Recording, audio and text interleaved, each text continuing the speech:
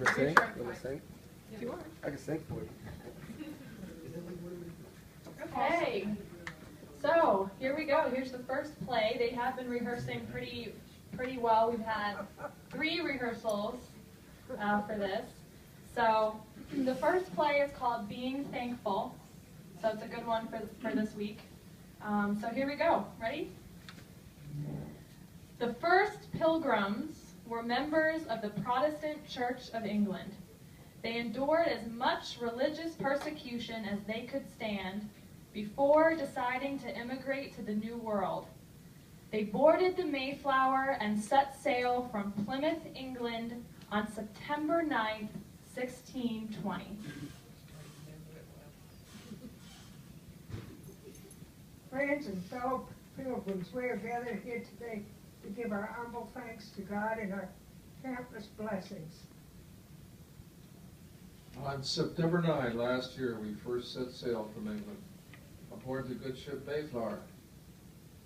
The year had been a difficult one for all of us, a year that many of our loved ones did not survive. Those of us who did survive are here to give thanks to God for our deliverance and for our first harvest. As we give thanks, never let us forget our voyage. For 3 long months we sailed rough and dangerous seas before setting foot on a stone in the harbor here in the New World. We have named that stone Plymouth Rock. I remember the voyage well. The sky was gray. The day we had boarded our ship, I must confess I questioned whether the Almighty would guide us to our destination. The sea was dark. Our ship looked very small as she sailed all alone on the great Atlantic Ocean. And our hearts were heavy from the persecution we suffered from our religion. None of us wanted to leave our homes behind, but we could not stay there without freedom to worship God as we chose.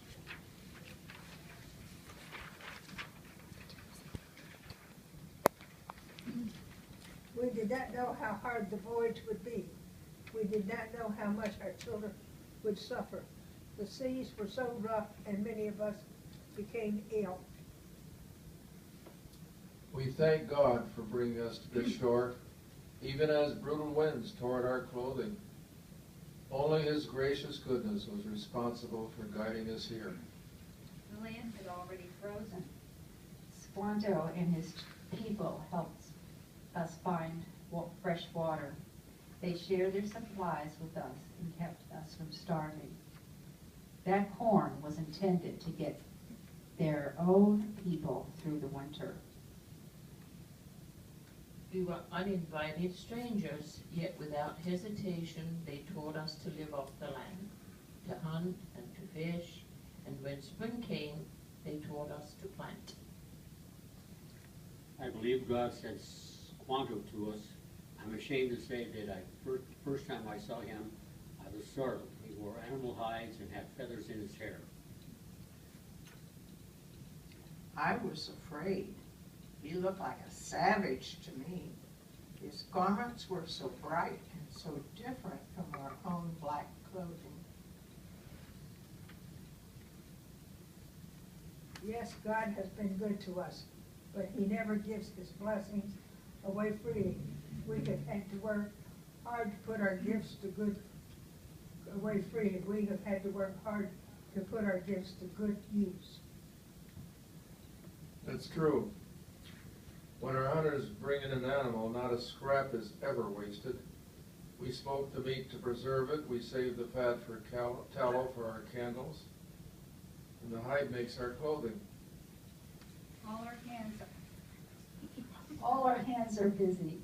Every man hunts and cuts trees, prepares the lumber to build our homes. Every woman is busy with the cooking, weaving, sewing, and caring for the young ones. Ah, yes, the young ones. They work hard alongside their parents, doing all the tasks the adults do.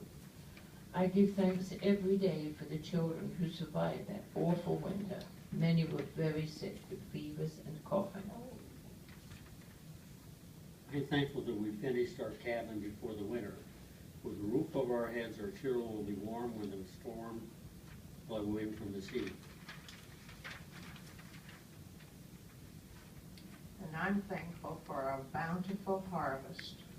With fresh fruits and vegetables, the scurvy has completely disappeared. Our children's eyes are bright and healthy now, not glazed from sickness. Squanto must have thought we were foolish and ignorant to be so ill-prepared to care for our young. It's only right that he and his people should share our celebration. Something smells good. The different kinds of cooking, some of the smells are strange to our noses.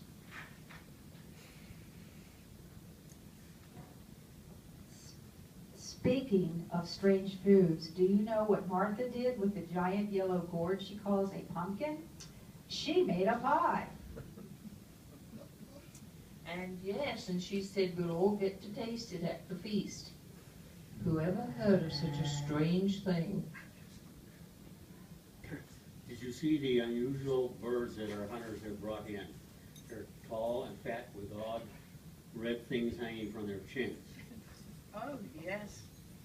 And they smell so delicious, roasting over a spit.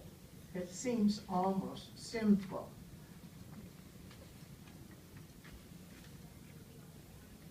I think not. How could enjoy God's gift be sinful?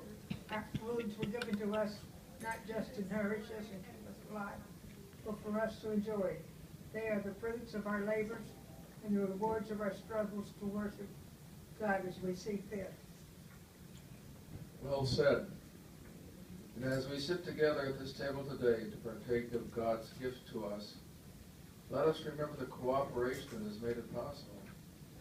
Let us remember that none of us lives as an island, but we are all dependent on one another for the riches in our lives. Like links? Like links in a chain.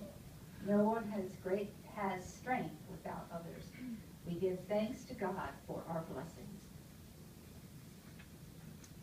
And as Squanto has so often said, it was the Great Spirit's pleasure to give us life and the means to sustain it. For these gifts, our hearts are glad.